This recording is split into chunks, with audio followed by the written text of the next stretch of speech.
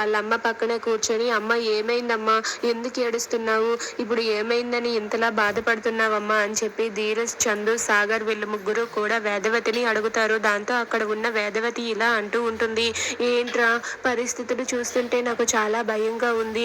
ఏంటో ఇప్పుడు పరిస్థితులు ఇలా జరుగుతున్నాయి. మొన్నే మీ చెల్లెలు అమూల్య అలా చేసినందుకు నాన్న తట్టుకోలేకపోయాడు. ఇప్పుడిప్పుడే ఇంకా కోలుకుంటున్నాడు అంటే నిన్న ఆ వనజ వచ్చి ఇలా డబ్బుల గురించి ఎత్తింది. ఏంటో మీ నాన్నగారిని ఒక్కరు కూడా బ్రతకనివ్వటం లేదు.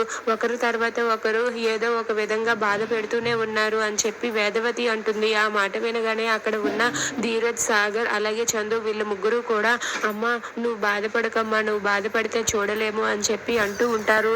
దాంతో ప్రేమ అలాగే నర్మద వాళ్ళిద్దరూ కూడా అక్కడే నిలబడి అలా వాళ్ళ మాటలను వింటూ వేదవతి బాధను అర్థం చేసుకుని వాళ్ళు కూడా బాధపడుతూ ఉంటారు.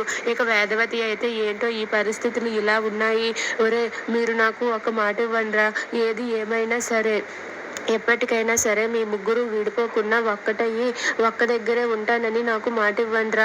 ఎన్ని గొడవలు వచ్చినా, ఆటంకాలు వచ్చినా, తగాదాలు వచ్చినా సరే మీ ముగ్గురు కలిసిమెలిసి ఉంటారని నాకు మాట ఇవ్వండి అని చెప్పి వేదవతి అంటుంది. దాంతో అక్కడ ఉన్న ప్రేమ, నర్మద అయితే అలా చూస్తూ ఉంటారు.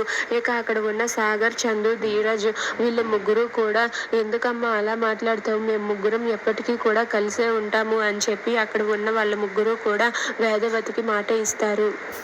దాంతో అక్కడ ఉన్న ప్రేమ అలాగే నర్మద వాళ్ళిద్దరూ కూడా చాలా సంతోషిస్తారు.